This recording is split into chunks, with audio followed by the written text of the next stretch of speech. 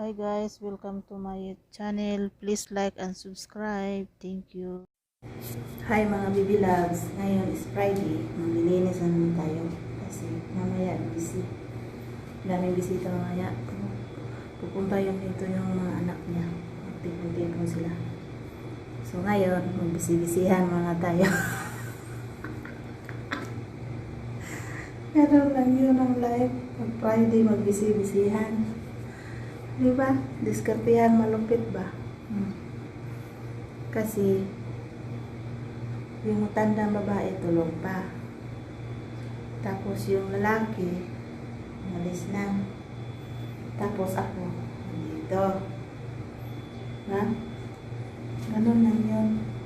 Kasi every 5 day, parhapon, busy. Kasi yung mga anak niya, pupunta dito. Kasi yung anak niya, 10. Pero yung nandito sa malapit, 8. So, ayun, pag Friday ng hapon, dito sila. Pati yung mga apo niya.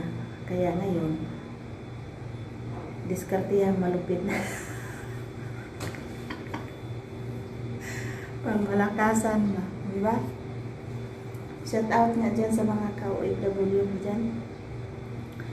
Yung mga taga Davao yan, yung mga Bisaya. Shout out nga dyan sa mga anak ko dyan sa Davao. Hi na, miss na kayo ni Mama.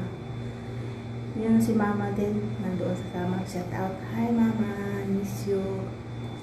See you soon. Magkita-kita din tayo. Kasi pag makaano na, uuwi na ako. Pero sa ngayon, tiyaga-tiyaga muna kasi medyo mahirap pa. Pero okay na ngayon ang uuwi sa Pinas. Hindi na masyado mahirap kasi nasa green list na yung Saudi. So, yun na. Hindi na masyadong mahirap sa quarantine. Ilang araw na lang.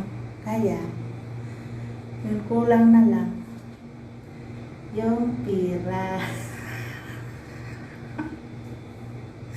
Mahirap naman umuwi doon sa Pinas pag kunti lang yung pira natin kasi wala tayong magagawa doon, di ba? Kaya ayun. Tsaga-tsaga lang kunti. Pero pag medyo na makaluwag-luwag, ayun. Uuwi na tayo. Diba? Kasi namimiss ko na din si Mama kasi tagalan din kami magkikita. Yung superwoman ko na Mama, siya lang yung malakas.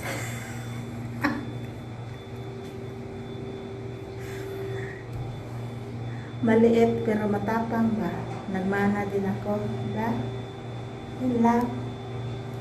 Sana masinubukin talaga yan si Mama ko lang kasi dito ako sa malayo. Yung kasama ko nagbabacuum. Maingay na. Kaya ayun.